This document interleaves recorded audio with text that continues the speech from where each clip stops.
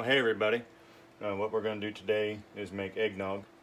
It's something I've been doing for a couple years now based off a old family recipe I found off the internet. So I will post the link to this recipe. It makes about a quart if you follow the original recipe. I usually double it because it makes about a half a gallon, and then I actually dilute that half a gallon usually with about the same amount of milk. So this recipe doubled will actually yield about a full gallon if that's how you like it. I like it a little less thick than the recipe turns out. But what I've got going on here, I did this all off camera to try to save time, but there's milk and cloves and condensed milk. I forgot to put the cinnamon in, so we can do that now. One TSP. All right.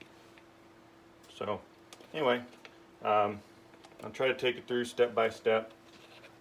I'm not doing very good on how to make eggnog at home. It's not hard. I'm making it look a little harder than it should be.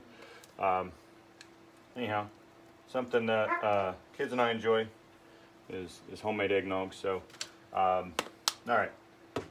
Okay, we got milk, cloves, cinnamon, condensed milk, and you're just heating it. You're not trying to do anything more than that. Just bring it to coming on to heat, and then gently start boiling it.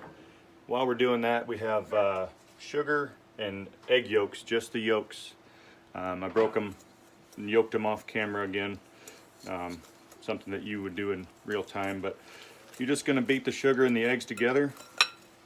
The recipe says to beat them until light in color and fluffy. So we'll kind of look for that, see what that looks like, and then we'll go on to the next step once we have this all done and ready to go.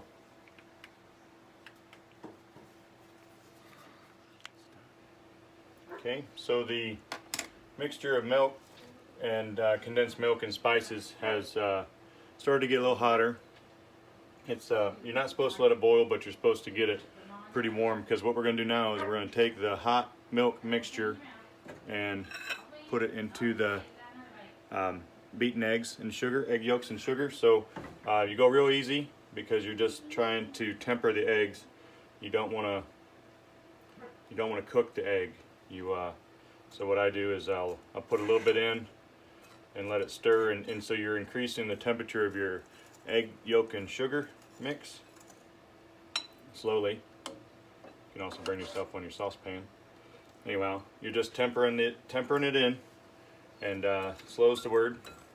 If it's your first time, you probably go slower than you need to, but it's okay because you won't make a mistake and go too fast.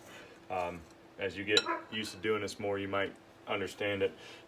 You can temper it pretty quickly, even more quickly than I'm talking about it. Anyway, so that's the step here where we're tempering the sugar and egg yolk mixture, and then when we come back, we'll go to the next step. Okay, all right, so we have the egg mixture tempered. It's quite a little bit more liquid, obviously.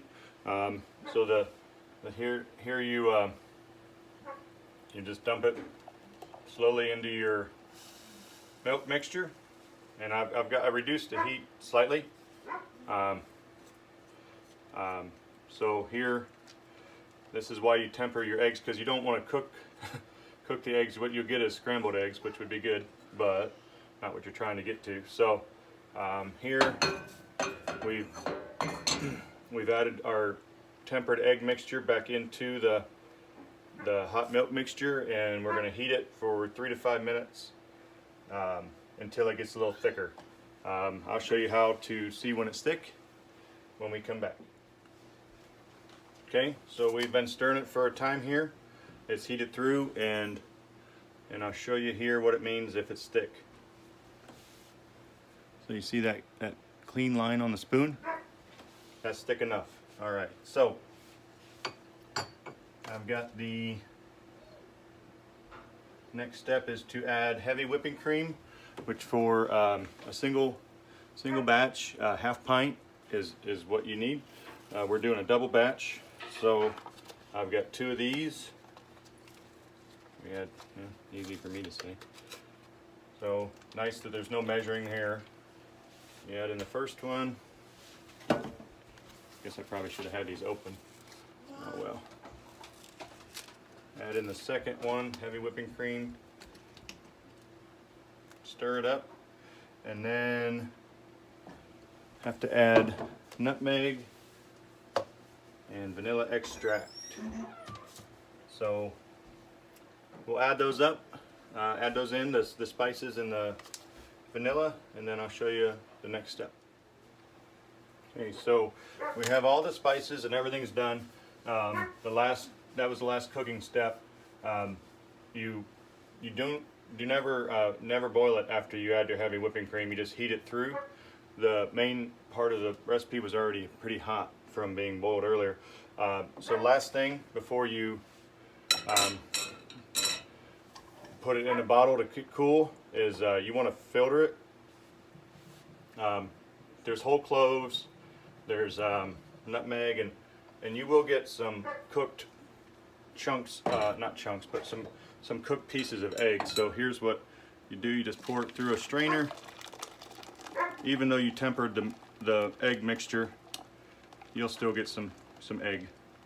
So we pour it out, and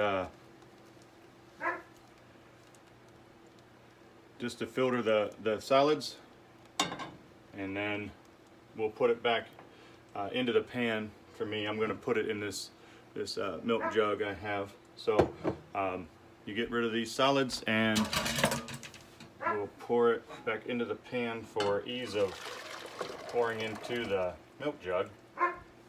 That should be a half-gallon milk jug anyhow. But once you get done, you let it cool. You let it get cold, and you can drink it just like that. Like I said, I like it a little bit thinned out with regular milk. But that's how you make eggnog at home.